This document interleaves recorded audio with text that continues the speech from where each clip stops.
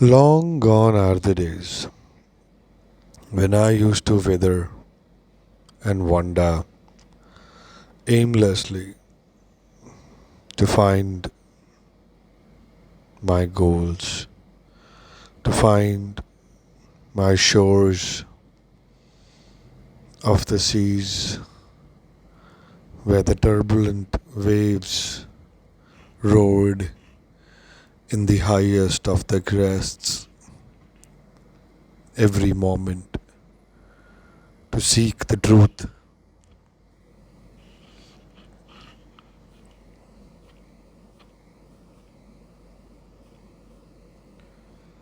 to seek that truth which I used to so aimlessly wander, hungry, craving, wanting it so badly to find the goal of the purpose and the end or the means to the end of my life. A lost soul that I used to be.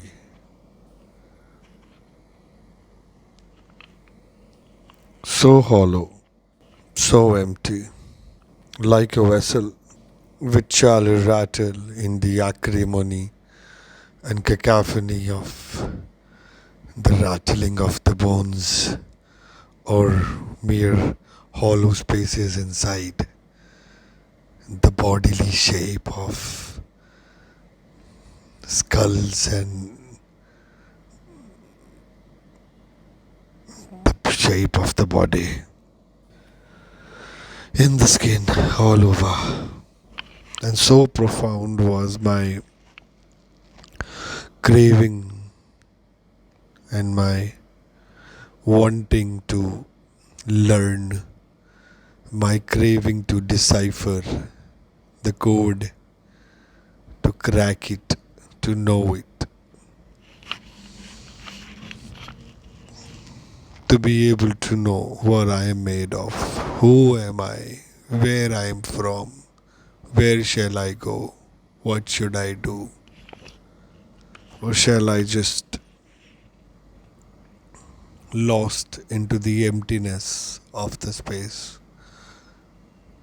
which comes from who knows what and where it goes. I certainly read the books throughout, all the way, even since my childhood. I thought they might equip me with that knowledge.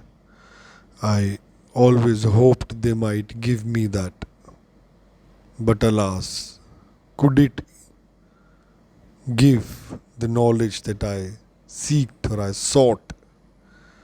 Everybody would have crossed over to the other realm or crossed over from the turbulent torments of this little thing known as life we are thrown into, where we think that we are the ones who decide our fate by whatever little doings and not doings that we do, and by little sufferings and happiness and sorrows that we have, and by little quarrels and little love and conditioned satisfactions that we live through every moment and consider ourselves satisfied and think that when our hearts are fulfilled with love, that mere hollow love, which is the only definition of being fulfilled or redeemed or being salvationed rather, or the holiness, or to be able to just repent the cross or to shed a tear on the holy man's fate, but yet, alas, without any learning or a process again which you were thrown into of learning yet again. But could you seek, could you think, could you find? Did you find? And who found? And the ones who found run parlors of the knowledge distributed for money. And what worth will that be for peace or knowledge, the ultimate truth, absolute, which is little more than pennies, probably in the name of public welfare. Fair enough, if not right. Or who am I to judge? And an aimless, wandering, hollow, empty, seeking fool who's only filled of mere opinions and judgments, but is not able to specify or categorize or find what he's looking for. But shall you find what you're looking for outside? Will you be ever able to? Because the senses, the roles of the senses, what they play is to just engage you so madly and badly into the illusionary world, the ordinary world, which is full of relations, love, hate, sorrow, the bindings of the body, the flesh, and the mind, where I fail to understand. Is my body me? Is my mind me? Rather not. I am that consciousness which rests wrapped under the shell of the skin and the mind that I think that I am, or I have become, or is the purpose of my life. That which transits through the bodies and the minds and the illusionary worlds to live in the leelas of the consummation of the senses, the organs, the emotions, the lusts, the wraths, the angers and the vanities and maybe something else. But am I supposed to be lost in the Leela? Or am I supposed to be the one who does the Leela? Or have I forgotten that I am the one who does the Leela? And now the Leela does me every time. And I am there long forgotten in the misery and the sorrow and the pain and the ups and downs of every day, the pleasures and little pains of everyday fights with the boss and the wife and the work and the kids and the everything, that I am not able to separate myself as an avatar or a reincarnation or as a body and a mind to be able to play this Leela in this world, uninterrupted, undivided, undeterred, unseparated, undivided. But here I am, the human being, when the Leela takes over, when the Leela takes over you entirely, and you forget that you are not the one who Leela does. Apparently so, though. But the one who does the Leela. And there lies the misery, which I have so found hard to decipher or crack or decode or occur or experience or happen to me that it has.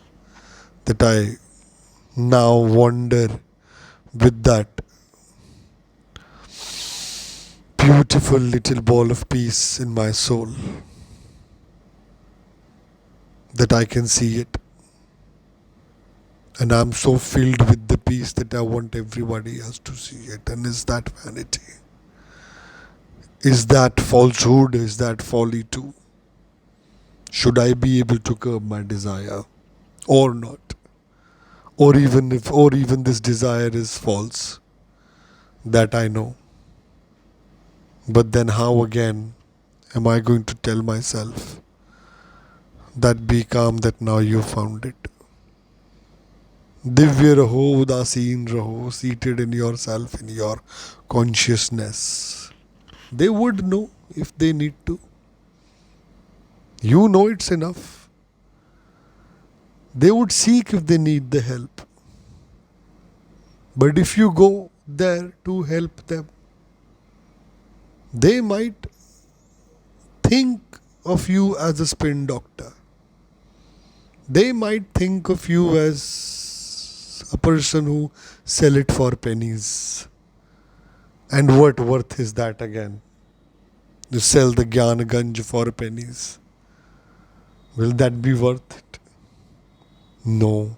Will there be any value in it if it is sold for some satisfaction either? And is there any satisfaction in selling it at all? Telling it at all? There's someone who's not ready to receive it. But when is someone ready to receive it? When was I ready to receive it? Was I always a vessel, empty, to take it? Probably I never knew that my mind is not me. I definitely knew my body is not me.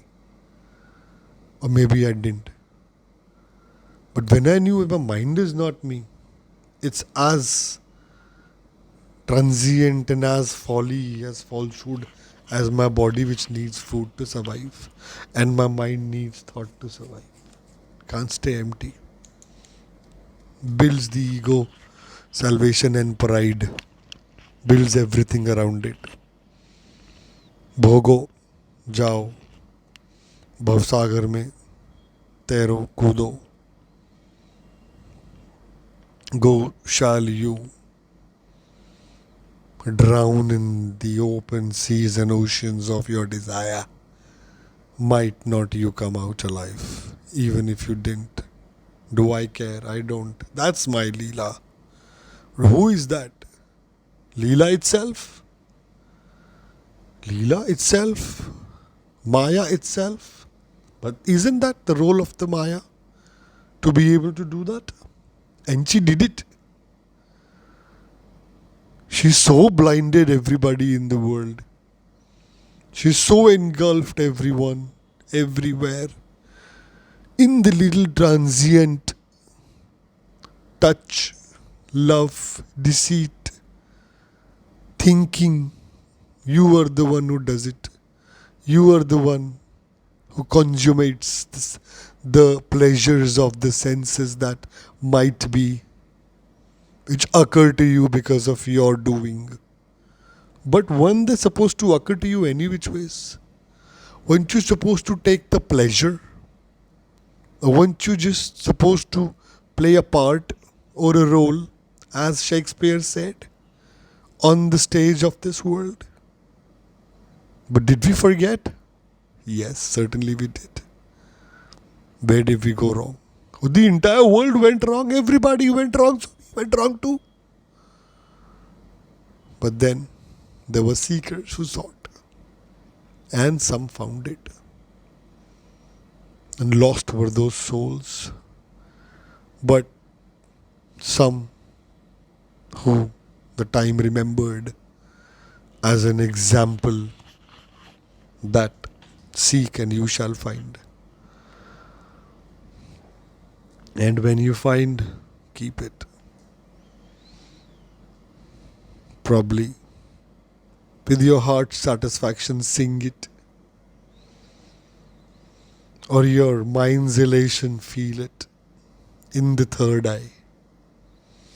Or in your body light as a balloon with the brake cut off. Now you glide, float.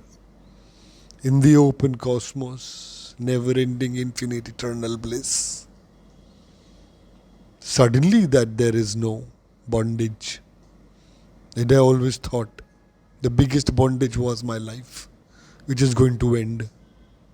And I have to fit everything in that little time. And I was so burdened with the monkey on my back with that life. But isn't that a cyclical pattern has been happening to me for millions and millions and millions of cycles as the sun sets into the day and the day sets into the night and the moon revolves around the earth and the earth around the sun and the sun around the galaxy and the galaxy around something else. And then the winters and the autumns and the summers. And then everything is just such a cyclical pattern. So are you. Ever transient.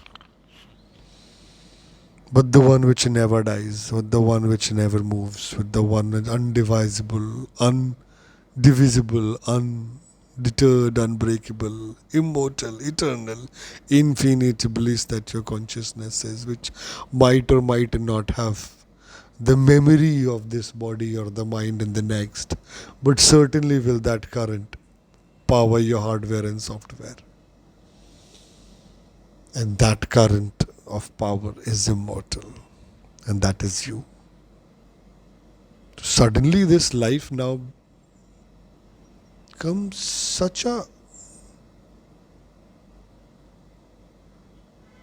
pack of laughter,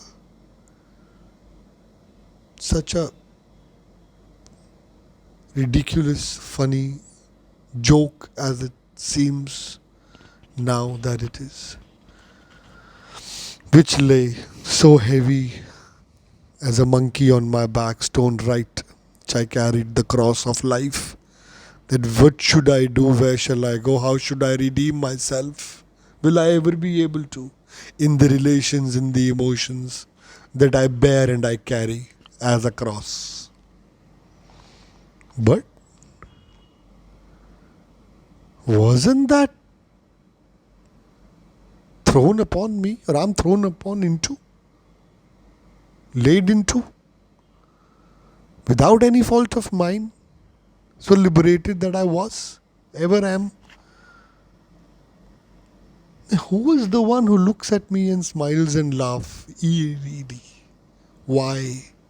With the grin, giggles, says, wow.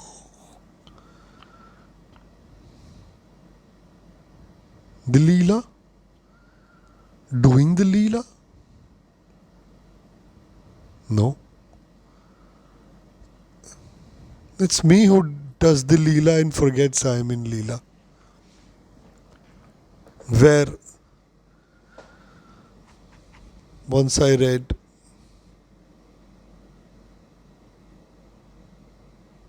that is the role of Lord Vishnu, to take avatars, engage with Leela in the Maya world, and always knowingly engage with Leela in the Maya world and separate his own identity the moment his job is over. Weren't we always supposed to do that? Wasn't that the metaphor so right? Have you ever seen Lord Vishnu? Were you Lord Vishnu? Will you worship yourself if you knew that you were Lord Vishnu? Or was only knowing enough? Or will that make you egoistic again? But then, if I am Brahmasmi, then exactly tat tamasi, वही तो तुम भी हो. तो कैसी ego, तो कैसा अहंकार? लेकिन क्योंकि तुम्हें पता नहीं, and you wonder unknowingly, foolishly, sheepishly, scared, lost, directionless, meaningless, carry a burden of life on your shoulders. And that monkey on your back would not scratch your back, what would kill you? Yes, definitely one day. But wasn't it all of us supposed to die that one day? Then why the sorrow? The body shall definitely die. The mind shall definitely die too. But I will not die. I might not win over death. Or do I need to win over death? But when I know my eternal nature, death seems such a small possibility, probability, or a thing of ridicule, humor that it brings with a grin on my face. And then there were those who I see looked at me with a laughter or a smile, thinking that they knew. But did they? But will that be the reason for my ahankar or my ego? Or should I forgive them for they don't know what they do? Is that enough? But what I have learned is maybe just not to act. Then why am I after the cunning, clever acts of the mind yet again? Why am I not able to escape the potent, such a forceful force of the consummation of the senses, which drag me yet again and again into this thing known as life, even after knowing the truth, because it is so strong around me. But that is not my destiny, which I know. But now that I know I am an avatar, am I the only one who knows I am an avatar? In a sea of people around me, in the world, wandering aimlessly as ghost spirits lost in wilderness, as if that the sheep have lost their shepherd and the clan too. But so I knew they will know too one day when they're ready, when their time is ripe, when their senses should be set inwards instead of outward. But isn't that the basic nature of the senses, to be directed outwards, not inwards? So precisely why, when you're going out, how can you ever look inside? To look inside, you have to close your eyes. But your eyes' function is to see ahead. Not your eyes don't see in the invert under in the flip side down and look inside your liver or your kidney or your heart or your esophagus for that matter. It doesn't. Might as well just close your eyes and picture that little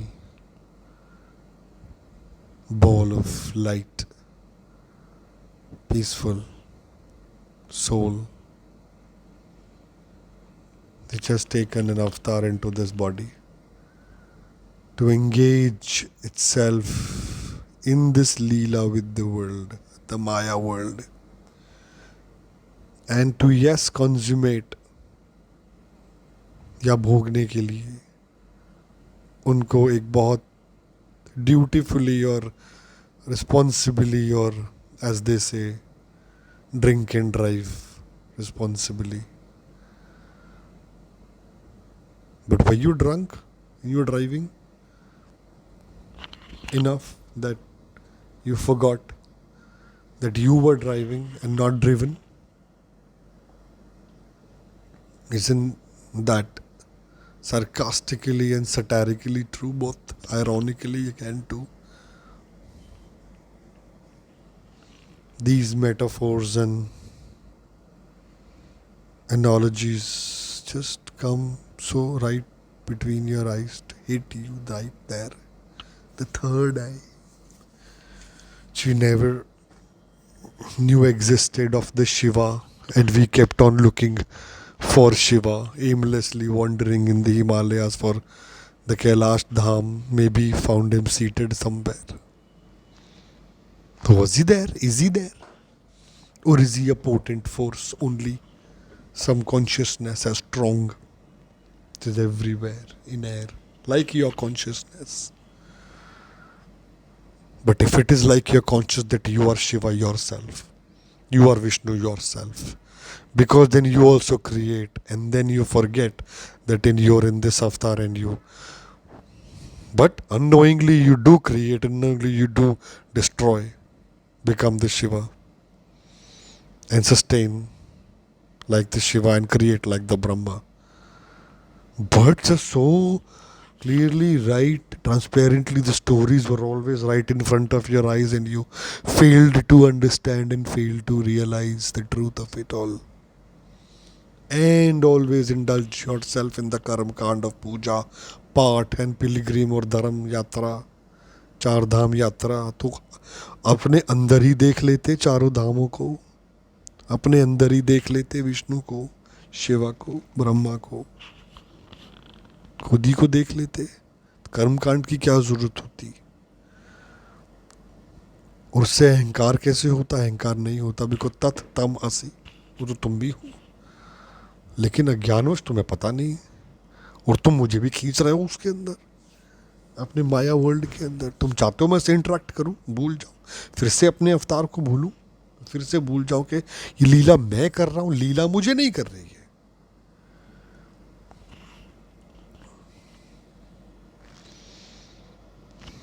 And the force of my existence, my Satyam, Jnanam, Anantam, Brahma. I am Atman, Brahma, Prajnanam, Brahma, that immortal that I am, that thyself too are. But alas, you shall know not this until the day, even if the craving is enough, or you have a Sadguru and you're empty enough to receive. But will you ever be able to be that empty enough? And you filled yourself with the garbage of this world so much.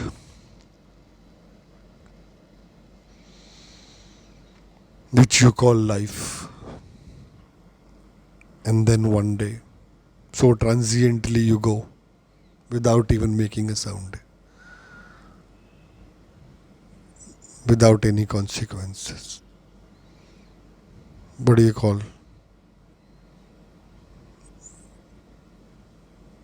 No good. But the entire purpose and substance of this existence, this consciousness is lost forever, because you never knew. एक पशु को भी नहीं पता, शायद एक पशु को पता है, पशु को भी नहीं पता है, इंसान को तो पता है. तो पता होना ही तो ईश्वर होना है. जीव और ईश्वर में भेद कैसे होता है? जीव तो पशु भी है,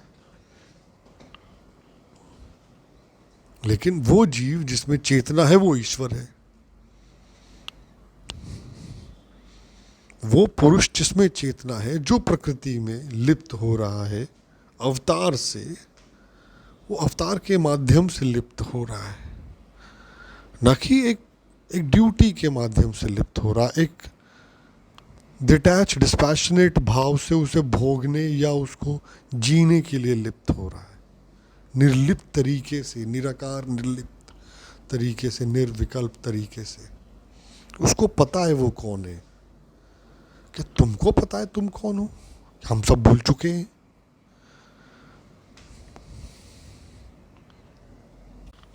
एंड एज ही सेज, जागो, just wake up and you shall know. गहन मूर्छा अवस्था में हैं आप आंखें खोलिए और जाग जाइए कि आप कौन हैं। Then shall you know the purpose of life that it is, which you call life, of such a lowly and little unfitting consequences. But that need not be your nature, which is of such a huge possibility and probability of the conscience that ever is. And if you could just see yourself live, see yourself sleep, see yourself doing everything, even see yourself dying and transiting from this body to that body, you would have just woken up into another body. Just a simple transit. And you should just have gotten over death, taken over death, crossed over death, which you always thought that you could never win over. It is the biggest struggle of your life, to fit all your roles and responsibilities stuck into it. For what? Shall you think or you thought that? But this has to occur. इंद्रियों का प्रकोप इतना ज़्यादा है इंसानी जिस्म और जहन पर कि वो आपको अंदर देखने ही नहीं देगी, वो आपको महसूस ही नहीं करने देगी। भोग की प्रक्रिया इतनी ज़्यादा ओवरवेलमिंग, ओवर पोसेसिंग है that it will not let you feel that inner peace. Because that buddhi, that mind, that intellect will keep telling you, no bro, go ahead, live, go out, drink, go out, do this, go out, do that, set this right, set this wrong, play this way, play this that way. Mostly reactionary mode of life. But to be able to cross over the buddhi is the buddha, where buddhi just ceases to exist. That intellect is the biggest deterrent. Buddhi is the biggest deterrent for you to become Buddha. The moment you release or the moment you cross over that buddhi, alias ahankar, ego, you become Buddha. Was he there, alive, somewhere? The remnants, the reminiscence of his body, of his soul, of his feet, of his statues? Probably yes. Or was he just a mere simple human being who sat around meditating? And people called him Buddha because he was just a peaceful, loving soul. Why not? Wasn't that the only purpose of it all? And then they thought that they sought, but were busy in the circle of the life, which was so untrue. Or even if that true that was, प्रकृति को आप अलग भी मानेंगे because हालांकि वो प्रकाशित तो आपकी ही बिजली से, आपकी ही प्रकाश से है, लेकिन है तो सही। उसके भोग को या उसके दुख को प्रसाद की तरह डिटैच डिस्पैशनेट होके ग्रहण कर सकते हैं। वो रास्ता लेगी, अपना रास्ता लेगी। हम अगर अहंकार छोड़ दें, हम अगर रास्ता खोदना, नदी खोद के, कुआं खोद के तेल निकालना छोड़ दें, तेल तो निकलेगा। उस कुंडली के साथ तो पैदा हुआ है, तत्वों के साथ, भाग्य के साथ, कर्म के साथ, लग्नेश सुखेश के साथ, कहीं ना कहीं तो लेके जाएगा वो। हम अपनी normal processes of life interrupt so much by thinking that we are doing it, that we completely undo it, and then we keep ourselves wrapped, or then we wrap ourselves into the miseries of the life, and that we think we are leaving it against it. We go against the tide, then we try to cross over the tide, and then we want to call it life because we want to satisfy our egos. Us human beings have been able to do a thing as massive as that. But was that required in the first place? A girl would have come along, a guru would have come along, shiksha would have happened, marriage would have happened, kids would have come in simple course of life also. Why fight it? To fight it, you complicate it. And then you want to call it a bigger, better life. Larger than life. What the hell? Is that life? Or is that what we want to call life as? Isn't life simple? Or it is an afterthought. Or probably I've done the same thing 6 months back. But if it occurred to me. Who holds me back from sharing my experience of my occurrence? जो मुझे घटा वो घटा, उसको मैं कह तो सकता हूँ विदाउट एनी होल्ड बार्ड। कोई केस थोड़ी करेगा मेरे ऊपर। करने वाला कर दे, अज्ञानी महामूर्ख पाखंडी। कोई करता हो तो करता रहे। मैं तो तर गया, पहुंच गया, काफी है मेरे को। मुझे लेकिन बताना क्यों है? किसको बताना है? शेयर करना है। मेरी जिज्ञासा को कि मुझे, क्या मैं लोगों को ये दिखाना चाहता हूँ कि मैं ज़्यादा ज्ञानी? क्या वो अहंकार नहीं है? क्या इसको अभाव की कसौटी पे मैंने खरा उतरा है अब तक? क्या ये आफ्टर थॉट है? Probably in the moment of sadness or the moment of pain or the moment of deprivation, will it last? This eternal consciousness which gives me peace right now and which I am so filled or fulfilled with, think that I've met my salvation. But there's no purpose anymore in life. Do I be a zombie, a couch potato now? Only thinking that? Or that lights my brain to see better? Or see better to do what? Achieve what? That I've achieved the unachievable.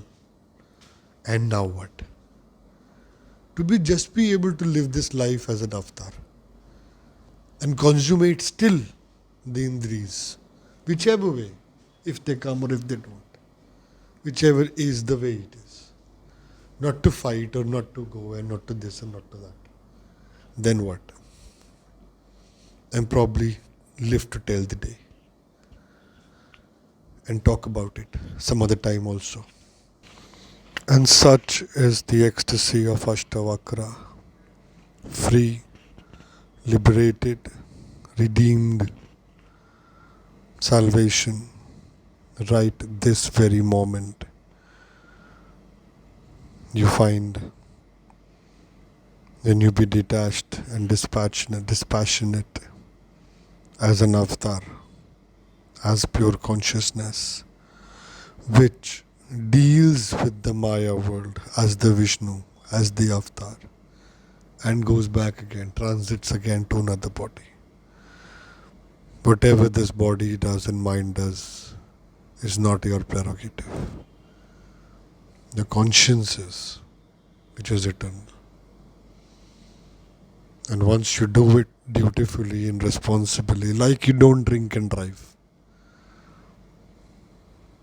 you see that you shall not make a mistake of thinking that you are the Leela itself, but not only an avatar, which shall transit yet again into another vast cosmos of souls and lives and cyclical patterns, which is eternal, immortal, infinite bliss, and the nature of which is peace and happiness.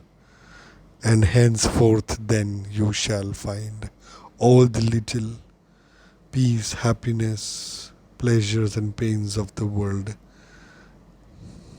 little or unfit or very meek or meager, small rather, that they fail to enchant you anymore once you're lost in the enchantment of your own bliss. And that is the ecstasy of Ashtavakra, the eight curved limbed sage who said, "See beyond my body, see beyond my mind, and that is who I am, and that is who you are.